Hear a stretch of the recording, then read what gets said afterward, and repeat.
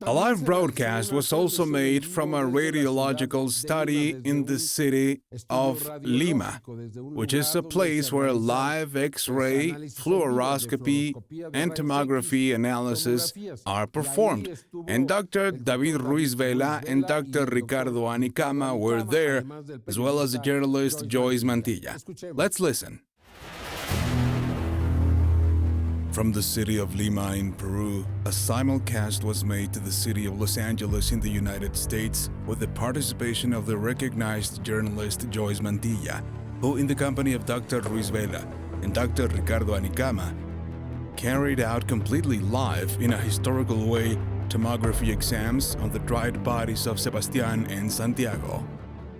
Hello there, we are broadcasting live from the city of Lima in a radiological center that has thought to provide us their facilities to be able to do the tomographs and for the world to see inside what these extraordinary tridactyl beings are like.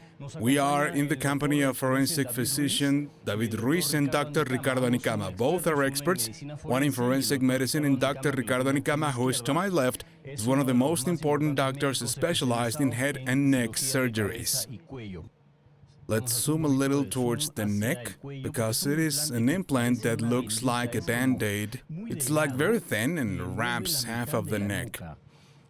This looks a lot like some implants we have found as well defined by Dr. Jose Salce, implants on the skin that we have found in other specimens like Albert, whose implant generated bone growth around, something that was determined by the radiologist in Cusco. What is extraordinary about Sebastian is that he also has two implants at level of the clavicles. We are going to make a contrast so that you can see.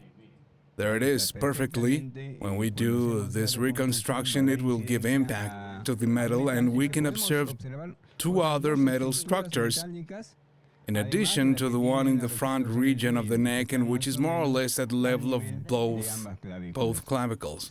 Yes, that's definitely something different. It's not common. What can be highlighted in this tomography, both at level of the orbits and the presence of these metals in the neck.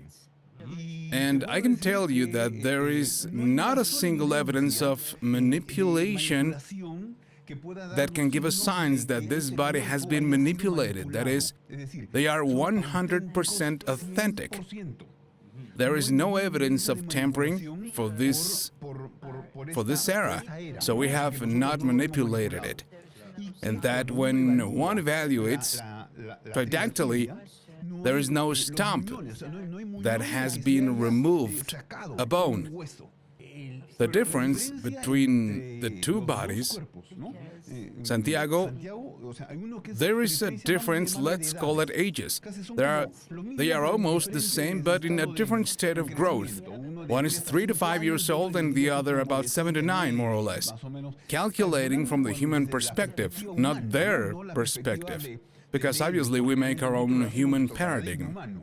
But this tridactyl is authentic and has no signs of having been cut. That is, if you see in this 3D reconstruction, which is by images, with technology, there are no signs that there was a step that was missing. And all the articulation is coherent. It is authentic. There is no way it was manufactured. That is, it has authenticity, correlation, interosseal, and also there is no evidence of manipulation. In a moment, we will continue with the details of the live streaming of the tomography analysis applied to the dried bodies of Santiago and Sebastian.